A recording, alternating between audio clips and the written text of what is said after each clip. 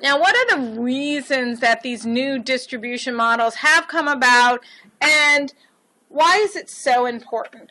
So, there's a few reasons it's very important. Obviously, it has moved from a traditional licensing service-based delivery. This licensing service-based delivery model is replacing traditional sales distribution model.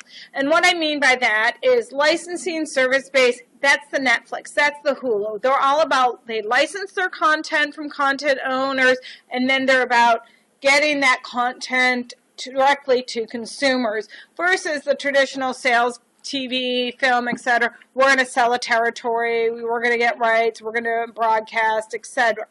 So this has been one significant change in business models.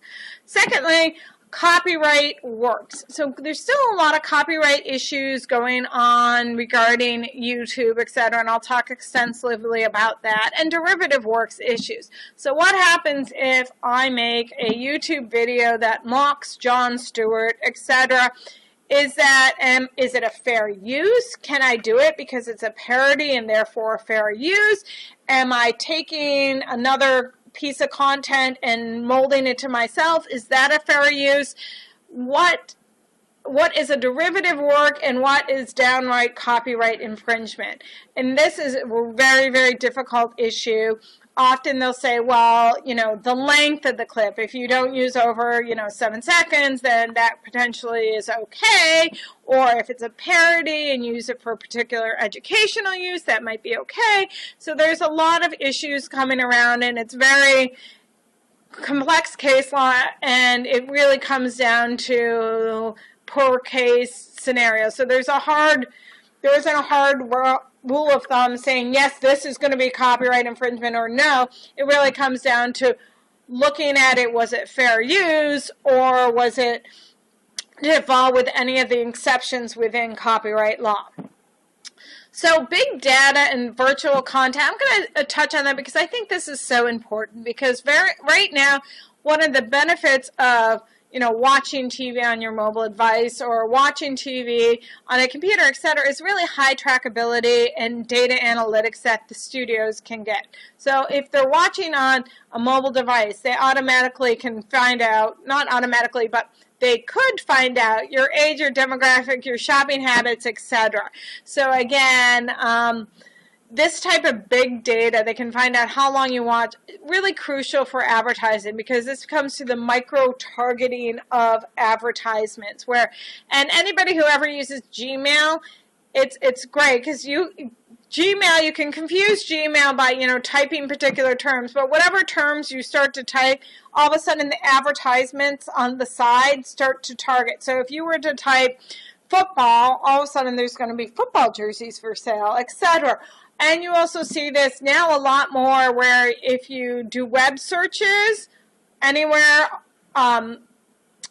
if you're doing web searches and then you start to see the targeted advertising through Google come up, and even on Facebook, if you do searches, then all of a sudden they're going to start targeting your demographic. So really about this micro-targeting and the use of big data. Also, the interesting things are content creators and content consumers, the lines are really blurring. So with the YouTubes and every other kind of media out there where you can get your voice heard, you really all of a sudden become not just the consumer of content, but you also become a maker of content. So you could be your own news channel, you could be your own YouTube channel, etc.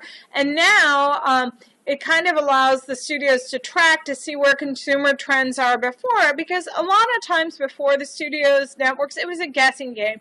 They weren't really sure what consumers were going to like. They would do a lot of focus groups, a lot of marketing, and then kind of say, okay, here's a piece of content we think you like. Now with YouTube, it says, oh, we know that 2 million people like this content. So if we can figure out a way to either capture this idea or concept, etc., we can monetize that. Other ways that content distribution is changing is really looking at social networks, because social networks are a great way to become recommendations engines. And I normally have one slide here, and I wish I did have it right now, but it basically says that you are more likely to watch a piece of content if it's recommended to you by a friend than any other thing. So really, that's where we're getting a lot of. Often, we'll ask our friends what movie you like, etc.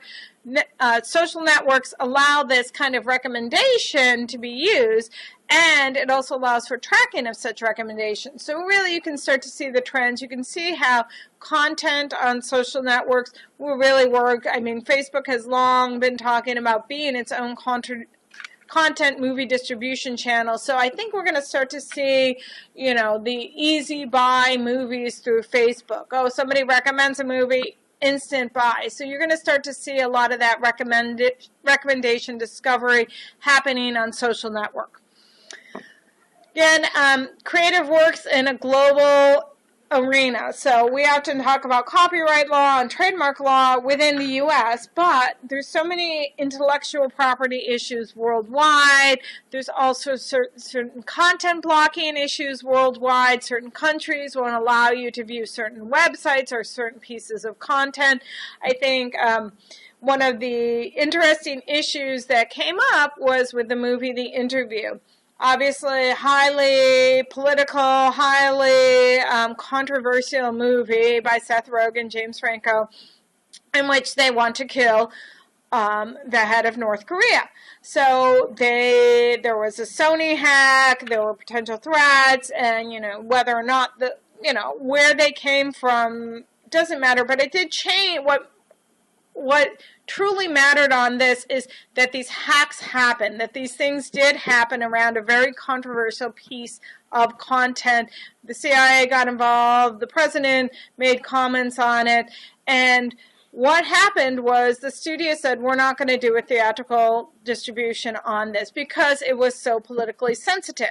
They said, we will distribute it on digital channels, and they had made about $31 million on digital channels. They also did, it's available on Netflix, etc. So, and then they started to look at that distribution model where they said, we can still be successful canceling a theatrical distribution and then moving it to digital. I think when you look at everything that happened around the movie, the controversy, etc., it got people interested in a movie that maybe people would not have watched otherwise, but it also said, these movies matter, movies impact, we are a voice out in the world, so when we conquer these global issues, we still need to be sensitive of other countries because of the fallout of that movie. So again, lots of global issues and a lot of changing and sensitivities that should be taken account of when we release controversial movies like that.